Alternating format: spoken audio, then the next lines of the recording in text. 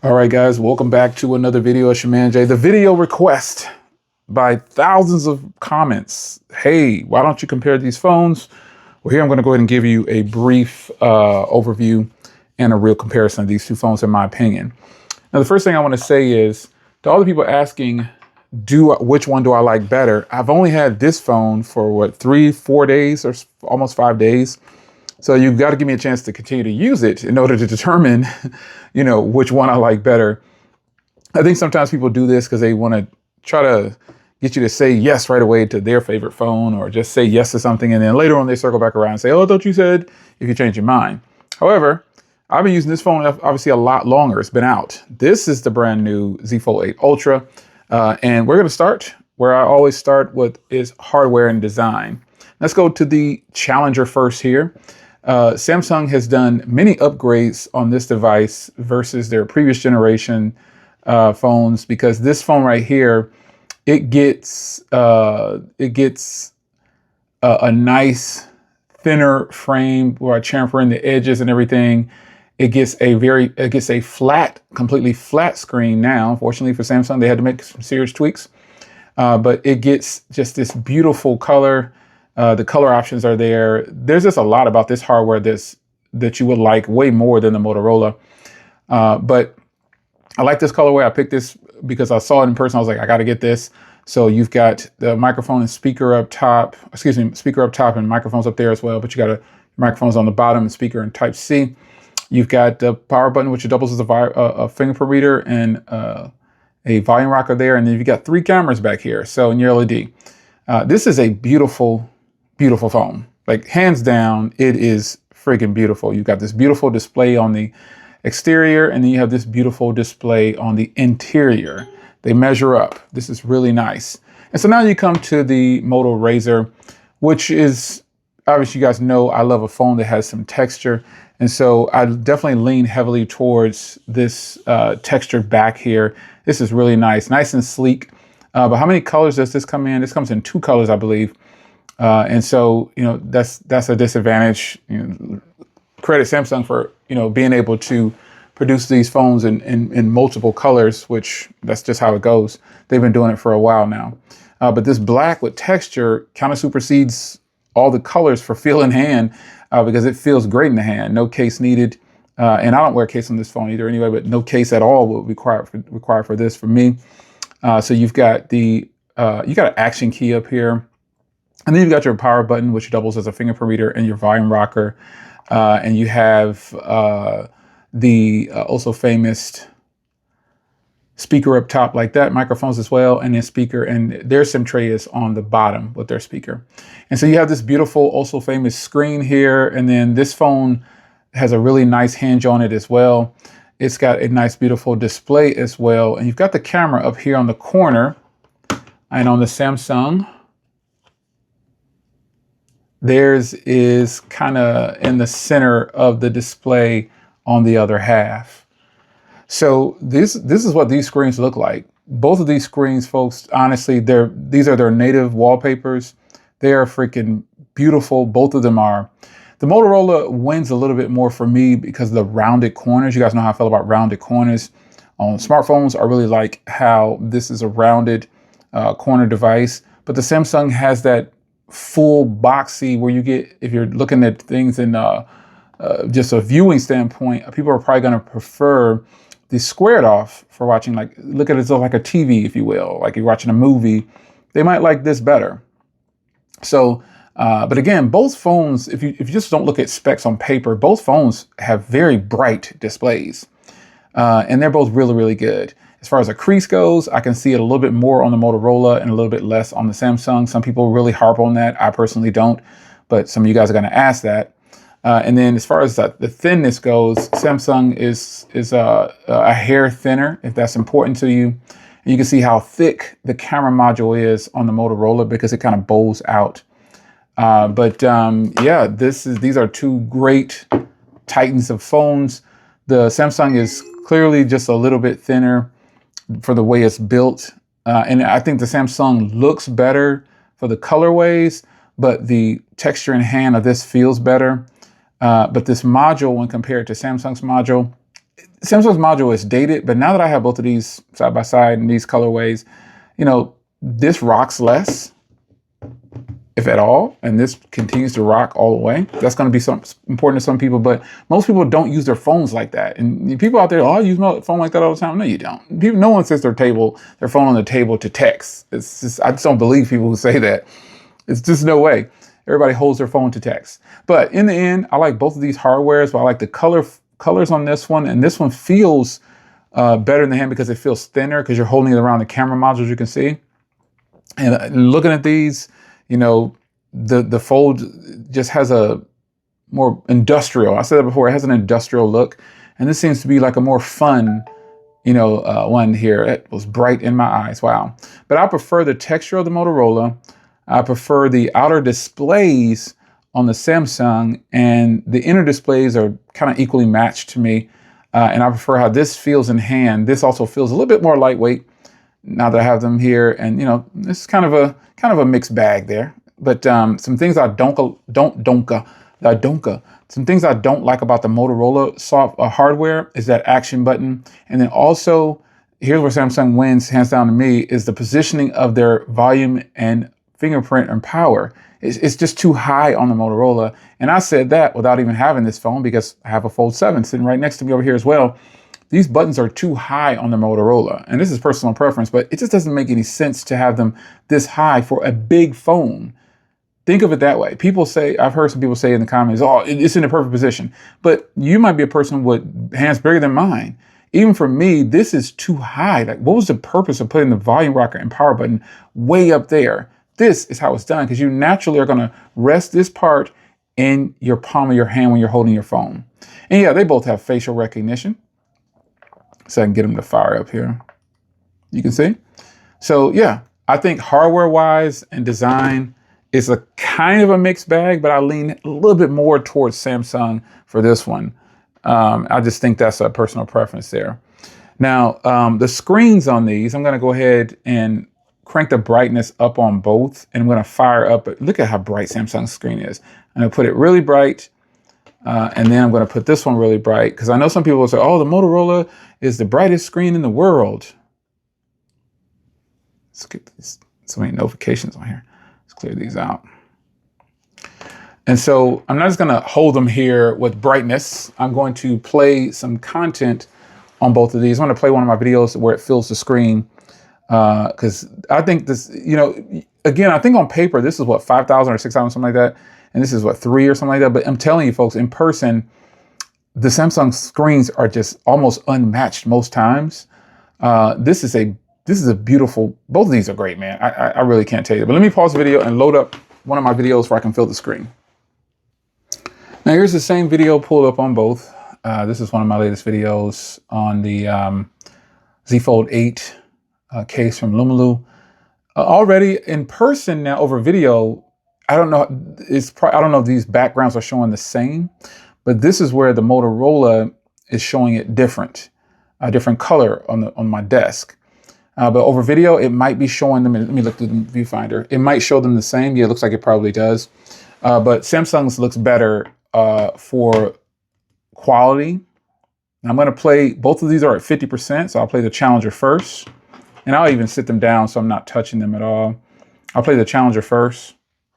All right, guys, today we're going to be trying an ultra-thin armored fiber case, and it's from Lumilu. You've seen me do videos with them before.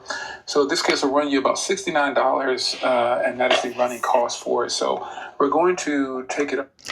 That's the Samsung at about 50%. Here's Motorola at about 50%. All right, guys, today we're going to be trying an ultra-thin armored fiber case, and it's from Lumilu. You've seen me do videos with them before. So this case will run you about $69, and that is the running cost for it. So we're going to take... So, well, I stopped those both at 14 seconds. I've been doing videos a long time. So let's go ahead and I'm going to play them at the same time now. And I'll be able to determine whether which one I think sounds better. You probably can't over video too much, but I'm just doing this just to see if I can tell. Here, packaging, very nice packaging. At least they can have nice packaging. I can't really tell. Let's just be clear. I can't tell. So, speaker volume on both of these, it's probably, they probably both will sound really good. But what I wanted to really focus on were the screens.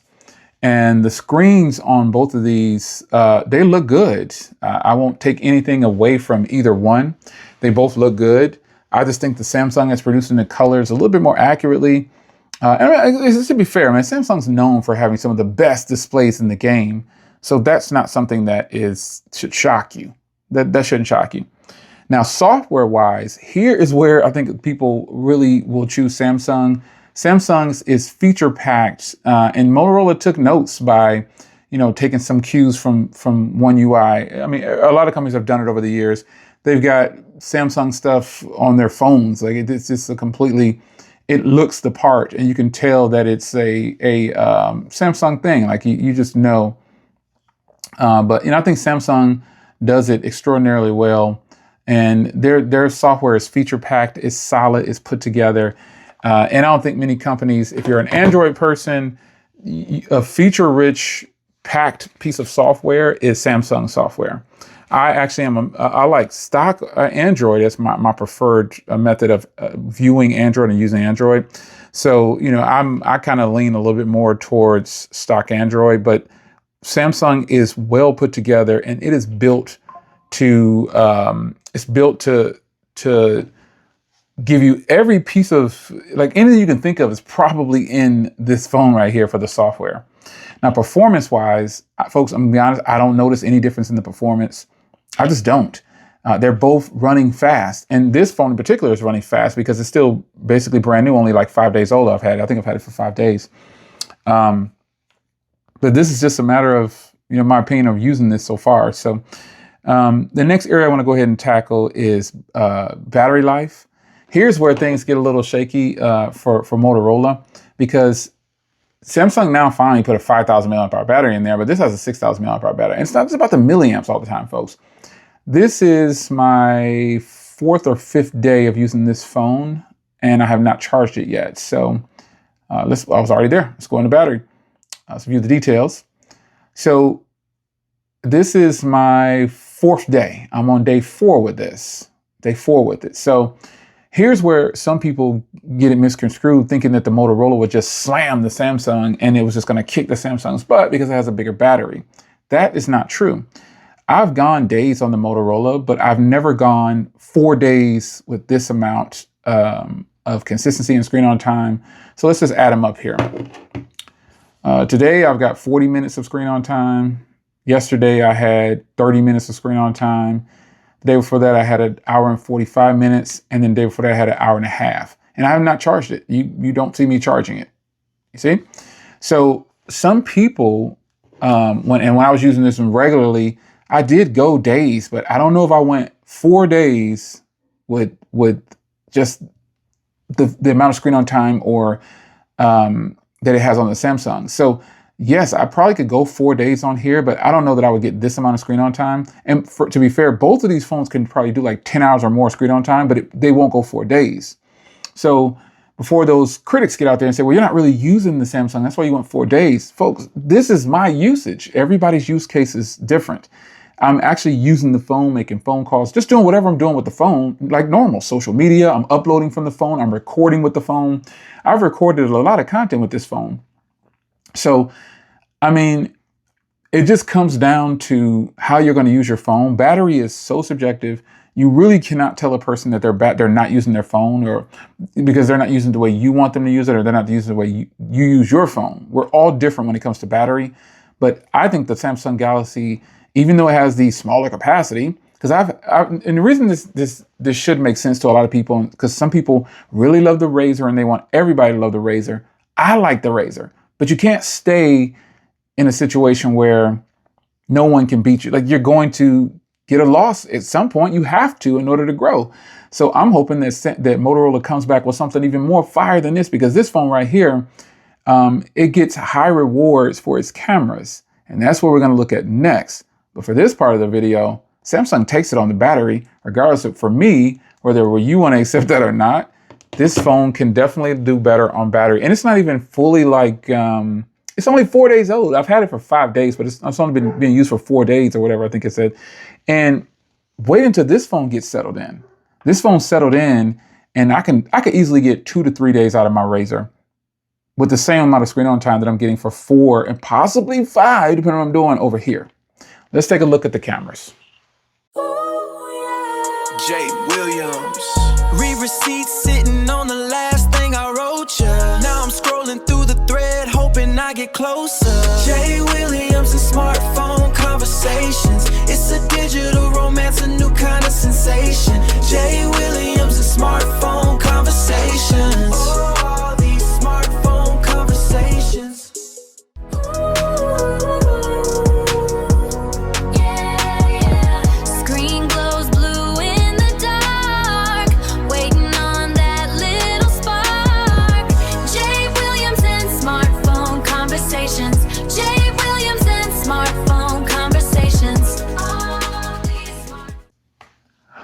All right, we're done. We are done. We are done. Who takes this one? I'll let you decide in the comments. Which one do I like better? I definitely like the texture, like I said before, recap. I like the texture on the Razr. The cameras are a little bit more high-end than Samsung's cameras. The colors are produced differently. It's just a good set of cameras on here. This is where Samsung needs to take the Ultra's cameras, which is what I'm recording with. I'm recording with the Samsung Galaxy S26 Ultra. They need to put the Ultra cameras on these ultra expensive phones, because both of these phones, while expensive, the cameras, to me, probably are going to beat up on Samsung's S26 Ultra. You know, I've tested them, and I think I like this camera better in a lot of situations over the one I'm recording with. So it's going to take some foldable trickery to get Samsung, or Samsung's going to have something catastrophic happen again like they did with the Note 7 in order for them to really dig in and give us what we want, which is, you know, stop putting these types of cameras. They're good cameras, but when you start to compare it to other phones, you know, give us more, period. This phone right here is what, $2,100 before taxes or something like that? That's nuts. It's crazy. So, you know, Samsung's got to do better with their cameras now, because everyone's caught Samsung for cameras. And I just think that the video quality on here is going to be superior. Photos can be, you know, you can have, you know, photos come out better. There's plenty of phones out there that take better photos than this camera. And so photos to me are, you know, that could go either way with Samsung or Motorola. But I like to focus on video. So I appreciate you guys joining me in another video. I think the edge definitely goes to Samsung in a lot of areas, but Motorola has taken them for cameras, which isn't a surprise, because these are high-end cameras, and these are Samsung's high-end version of a high-end camera. Give us Ultra cameras on your Ultra phone. I'll see you guys in the next video. Take care.